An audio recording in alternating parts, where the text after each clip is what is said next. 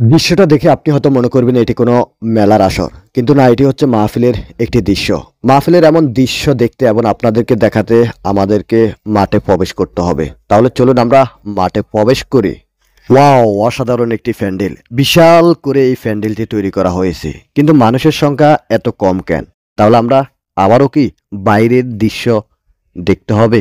চলুন আমরা বাইরের দৃশ্যটা দেখে আসি।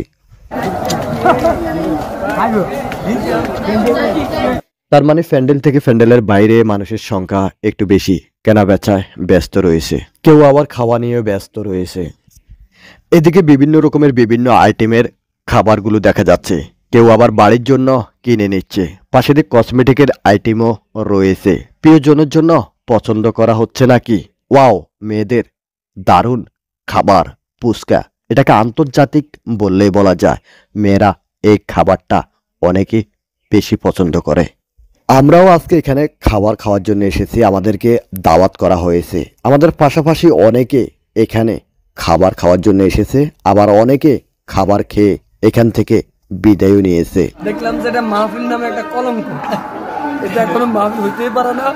এখানে শুধু আরে থামে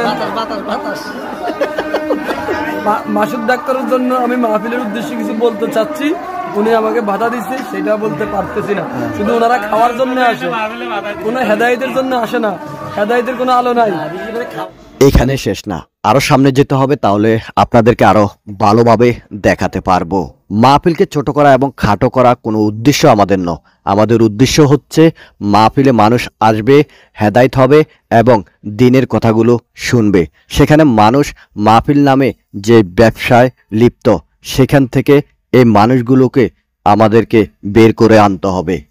আপনিও আপনার জায়গা থেকে একজন দায়িত্বশীল দায়িত্ববান হিসাবে কাজ করতে হবে, কারণ আমাদের পরবর্তী যে জেনারেশন রয়েছে, আমাদের ছেলে সন্তানরা, তারা আমাদের কাছ থেকে কি শিখছে, আমরা তাদেরকে কি উপহার দিচ্ছি।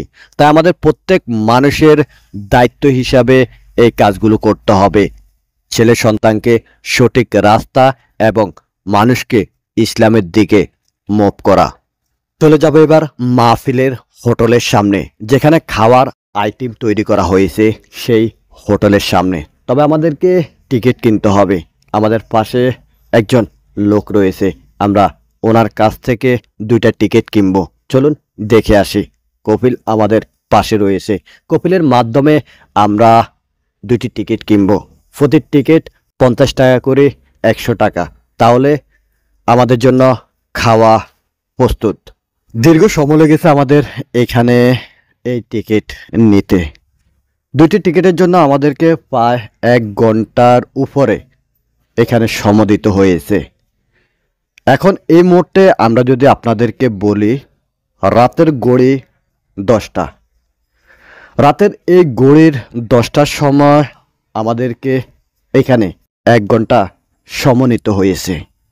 তার মানে এর আগে আরও অনেকটাই জাম ছিল।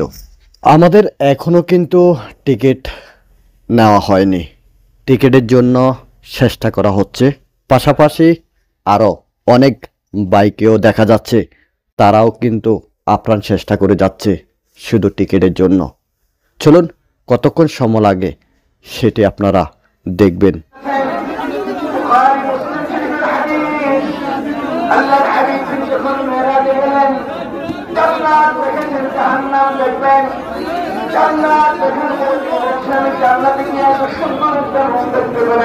বেশি সময় ব্যয় করব না আপনাদের, খুব অল্প সময়ের ভিতরে আমরা এখান থেকে বেরিয়ে পড়ছি।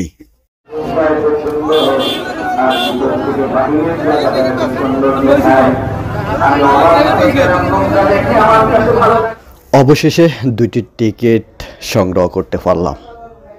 দেখুন টিকিটের অবস্থা, টাকার অবস্থা। 100 টাকা দুইটা। চলো চলো যাই খাই আই।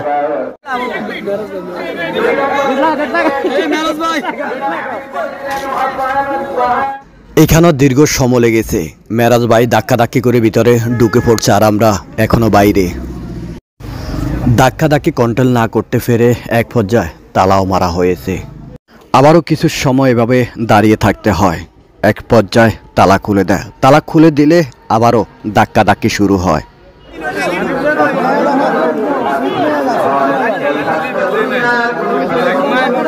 অবশেষে আমাদের ঢুকার সাজ হলো, আমরা ভিতরে ঢুকে পড়লাম। এ হচ্ছে কিছু কিছু মাহফিলের অবস্থা। এ যদি হয় মাহফিলের অবস্থা, তাহলে আমাদের কি অবস্থা হতে পারে।